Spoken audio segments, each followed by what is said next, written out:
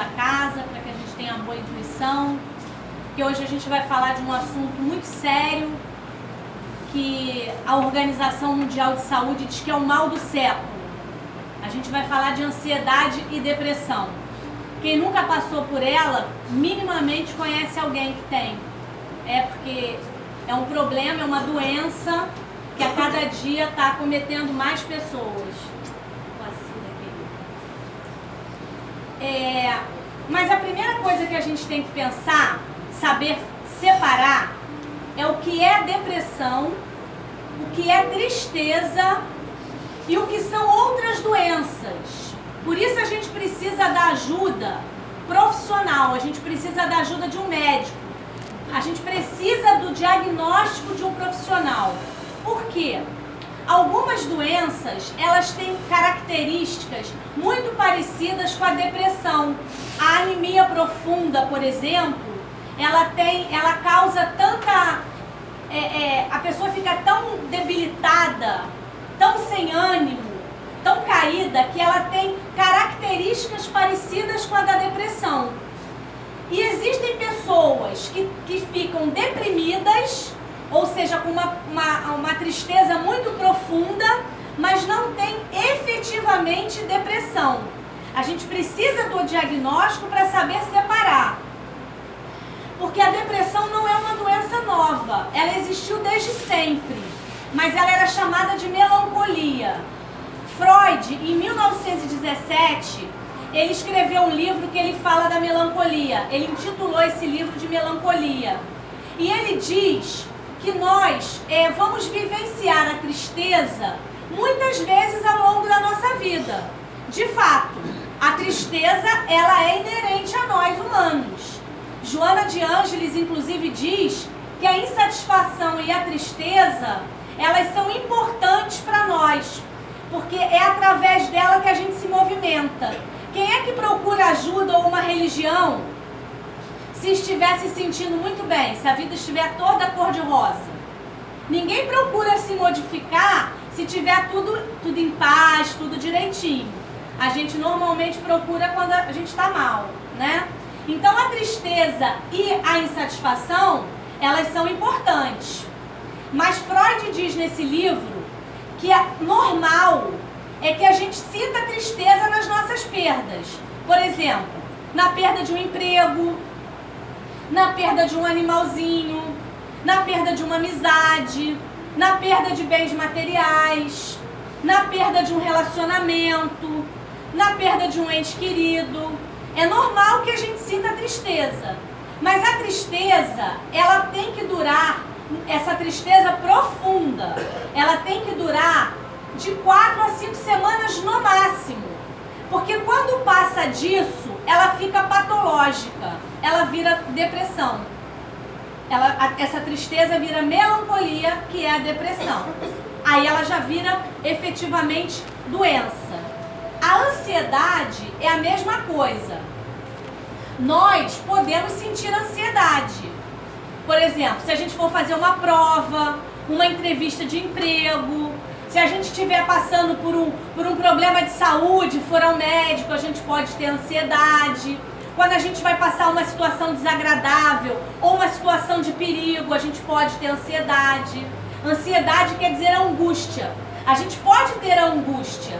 O que ela não pode é durar mais tempo do que o normal. O normal é a gente sentir no período que a gente está passando a situação. Acabou a situação, a angústia tem que acabar, a ansiedade tem que passar. Por isso a gente precisa do diagnóstico. Então é muito natural que a gente sinta tristeza, que a gente sinta angústia. O que a gente não pode, quando ela ultrapassa o tempo normal, é necessário ajuda médica. Por quê? O que é especificamente a depressão? A depressão é um transtorno mental cuja principal característica é a falta de vontade de viver. A depressão, ela é tão mal entendida, as pessoas que sentem, que passam pela depressão, elas sofrem tanto preconceito preconceito, tanta discriminação? Porque, primeiro de tudo, a depressão, ela independe da condição socioeconômica da pessoa, ela independe se a pessoa tem uma família estruturada ou não. Não importa, a pessoa pode estar com a vida financeira normal, com a família com tudo direitinho, e a pessoa tem depressão. Por quê? A depressão é a falta de alguns hormônios que o cérebro ou não produz ou produz de forma deficiente. Esses hormônios, eles são responsáveis pela nossa vitalidade, pela nossa alegria, pelo nosso positivismo. Quando a gente está com baixa desses hormônios ou o cérebro não os produz, a gente tem a depressão. E aí as pessoas que passam por ela normalmente são chamadas de preguiçosas, de acomodadas. A gente ouve muito falar, né? Ah, gente, fala sério, né? A vida toda lá direitinho, a pessoa tá lá na cama, no quarto escuro, não quer se levantar, tá lá não sei quantos dias sem tomar banho, não limpa o quarto. Não... Ah, gente, é acomodação, né? É preguiça. E não é verdade. A pessoa que passa depressão, ela não tem condições físicas. Por exemplo, lutadores de MMA lutam lá até a exaustão, lutam até não aguentar mais. Quando acaba a luta, eles dão a mão ao juiz, já curvados de tanto cansaço, né? Quando o juiz fala qual é o vencedor, aquele que é o vencedor, ele sai pulando dando cambalhota como se ele não tivesse exausto. Por quê? Porque naquele momento de alegria, porque venceu a luta, o cérebro, ele libera essas substâncias, esses hormônios que dão a vitalidade, que dão a alegria, serotonina, dopamina, vários hormônios. Então naquela hora, com aquela explosão de hormônios, ele cria vitalidade novamente. Ao passo que aquele que perdeu, que foi dado como perdedor, na hora o cérebro libera para ele o quê? Cortisol. Aí ele se sente, ele estava assim, ele fica assim, mais cansado ainda. E é assim que acontece com quem tem depressão. Quem tem depressão não tem vitalidade, não tem força, porque não tem os hormônios. E aí vive o quê? Vive um círculo vicioso. Por quê? A pessoa não consegue, porque é uma doença. A depressão, assim como o alcoolismo, é uma doença. Aí a pessoa está ali, o corpo está recebendo aquela falta de energia. Porque aí o deprimido, a pessoa que tem depressão, ela tem ou insônia, ou ela tem sono demais, ela tem muito apetite, ou ela tem falta de apetite, ela tem autoestima muito baixa, ela fica realmente muito mal.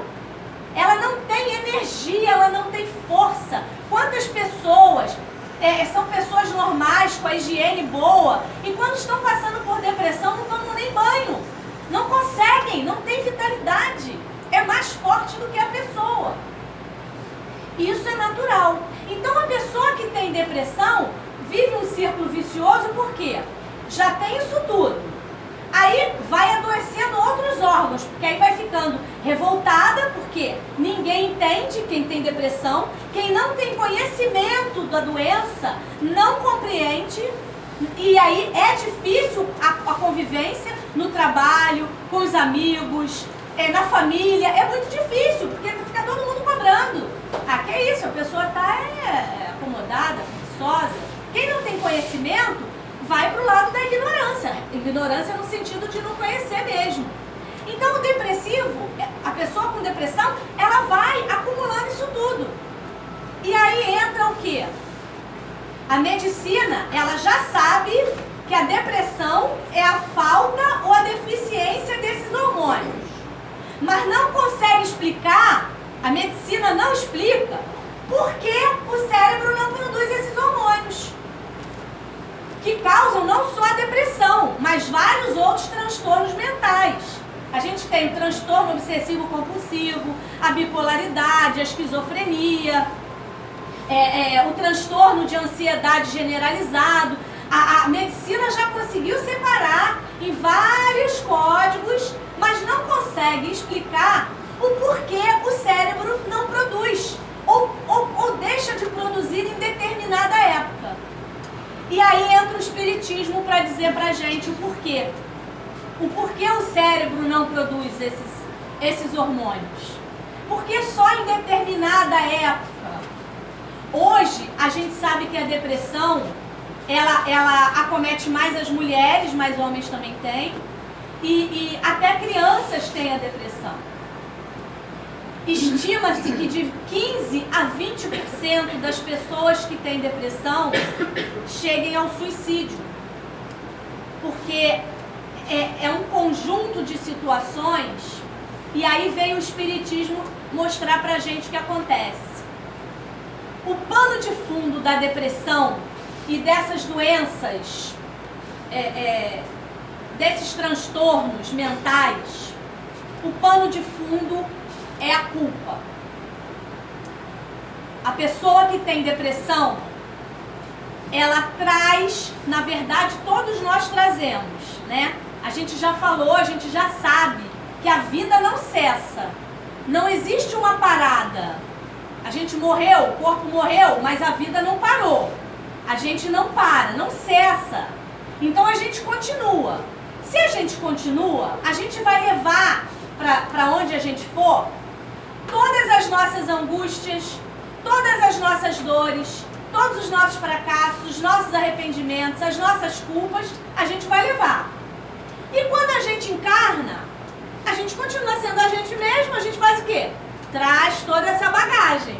A gente traz o que a gente acumulou de bom e o que a gente acumulou de ruim.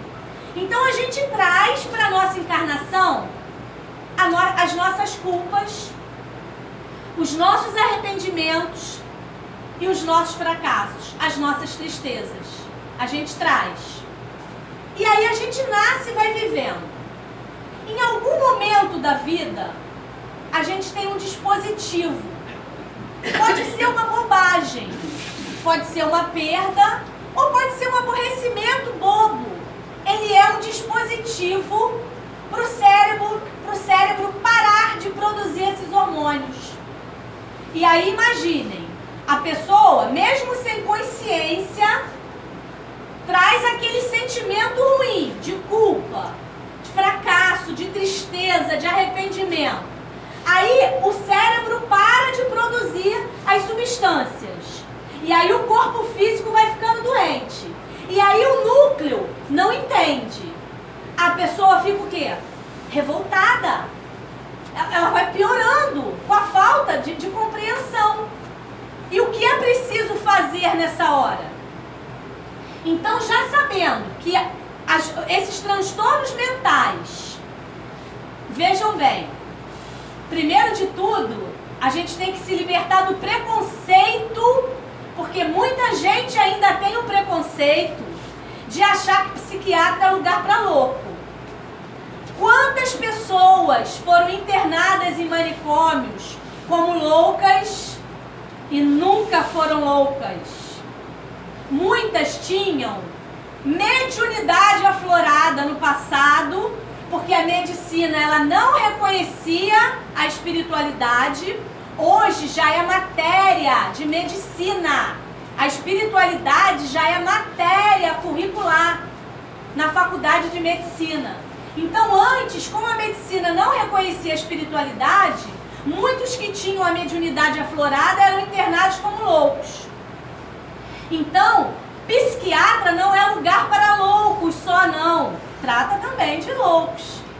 Mas psiquiatra é um lugar certo. Primeiro pode ser um psicólogo, depois um psiquiatra, mas é o lugar certo para os transtornos mentais. Porque hoje existem drogas, remédios infinitamente melhores do que os do passado e que resolvem o problema físico. Quem tem depressão ou qualquer transtorno mental precisa da ajuda médica. Por isso Deus permitiu que a medicina evoluísse para que nós pudéssemos curar o corpo físico. Então, sabendo que é uma doença que acomete o corpo, mas ela é na verdade da alma, o que tem que se fazer? Cuidar do corpo e cuidar da alma. Se a gente cuidar só do corpo, a alma está doente, vai adoecer o corpo de novo. Aí a gente cuida só do corpo, a alma continua doente, vai adoecer o corpo de novo. Aí se a gente só cuida da alma, o corpo vai ficar doente e vai morrer. Vai dar gastrite, vai dar úlcera, vai morrer. Ou a pessoa não vai aguentar, antes disso vai cometer o suicídio. Então a gente tem que cuidar do corpo e cuidar da alma. E como é que a gente cuida da alma? A gente cuida da alma em qualquer casa séria religiosa. Não precisa ser necessariamente no espiritismo. A gente pode cuidar numa igreja católica, numa igreja evangélica, numa igreja messiânica. Mas como nós somos espíritas, a gente vai falar aqui de como o espiritismo trata o problema da alma. Como é que o espiritismo ajuda no problema da alma. E vejam a palavra que eu usei. O espiritismo, a casa espírita, ajuda. Cuida do corpo com o médico. Cuida da alma na casa espírita. O que a casa espírita oferece? Oferece o passe mediúnico, a água fluidificada, é a água que nós médiuns irradiamos através das mãos, né? Porque é transfusão de energia, assim como lá no passe mediúnico. Mas ali, quem está tratando de fato da água é a espiritualidade, que está colocando ali o que a gente precisa para revitalizar o perispírito, aonde se concentram as doenças. Então o centro espírita, ele tem a água, ele tem o passe mediúnico, ele tem a palestra, e enquanto a gente está na assistência para a palestra, a gente está recebendo o que a gente chama de halo magnético. Halo magnético é o magnetismo da casa. Eu digo que quando eu dou atendimento fraterno, eu digo que quando a pessoa pisa na casa espírita, ela já está sendo tratada. Porque aqui, tanto aqui quanto em qualquer outra casa séria, de qualquer religião, estão os espíritos trabalhadores, a espiritualidade do bem. Então a gente vai recebendo o halo magnético, que é o magnetismo da casa. Mesmo aí sentadinhos, mesmo que a pessoa vire as costas e vá embora, que nem preste atenção na palestra, mas está recebendo. E nós temos também o atendimento fraterno, que é quando a gente orienta do que a pessoa deve fazer. E de que forma a palestra que a gente faz ajuda? Se a gente traz a culpa, se é a culpa que nos adoece, se nós sentimos culpa, é porque algo nós fizemos de errado. E se a gente faz algo de errado, se a gente ainda está cometendo os mesmos erros, o que é preciso fazer? O que é preciso a gente fazer para de fato curar a depressão? Porque o que a medicina diz é que a depressão não tem cura. É claro que eles vão dizer isso. Eles não sabem o que acontece. Eles não sabem por que o cérebro não produz.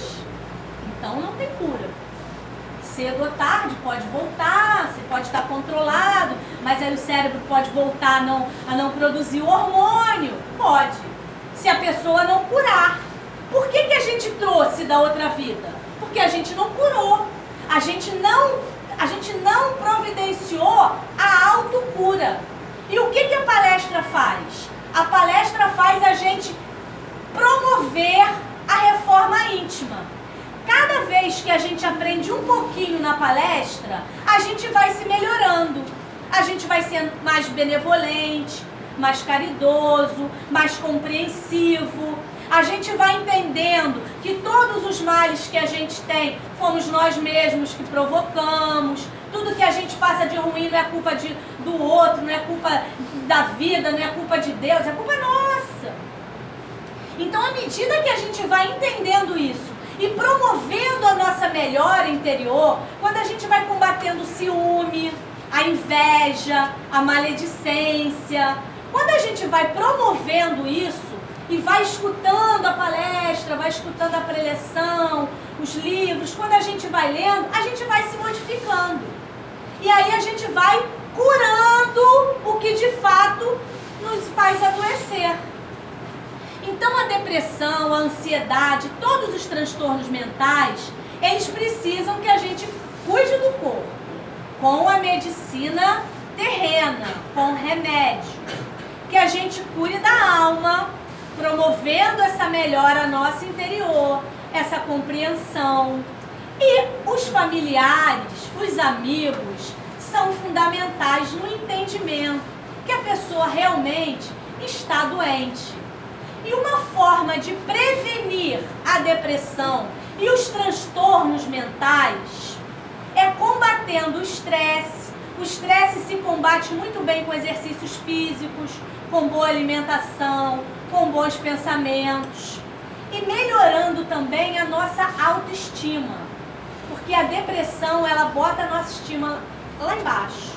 Então a gente melhorando a nossa autoestima, promovendo essa nossa autocura, entendendo que a gente é falho mesmo, que a gente erra mesmo. A gente erra e vai continuar errando. Deus não nos condena por isso. Por isso que Ele nos dá a oportunidade da reencarnação. A reencarnação é a oportunidade que a gente tem de se melhorar. A cada dia um pouquinho, a cada vida um pouquinho.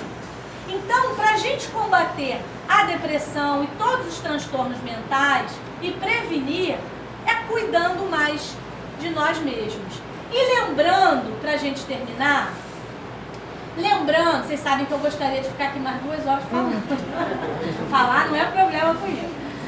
Mas pra gente, a gente tem que ter disciplina, né? Tem que ter horário. Então, pra gente terminar, lembrar do que Emmanuel nos diz através de Chico Xavier. Chico Xavier, numa ocasião, Chico sofreu muito durante a vida dele toda, né? Chico teve muitos problemas. Mas teve uma época que a barra estava tão pesada, que ele pediu para Emmanuel perguntar para Maria, Nossa Senhora, o que ele podia fazer para melhorar. Ele falou, Emmanuel, pergunta para Maria, Nossa Senhora, o que eu posso fazer para melhorar, porque tá difícil, tá pesado. E Maria, Nossa Senhora, mandou Emmanuel dizer para Chico, acalma teu coração. E eu acho que isso Maria também está mandando dizer para a gente. Acalma teu coração, porque tudo passa. Tudo passa. Todos os momentos ruins passam. Tudo passa. Maria mandou dizer para Chico e mandou dizer para a gente também. Tudo passa. Os nossos problemas têm dia e hora para terminar. Muita paz para você.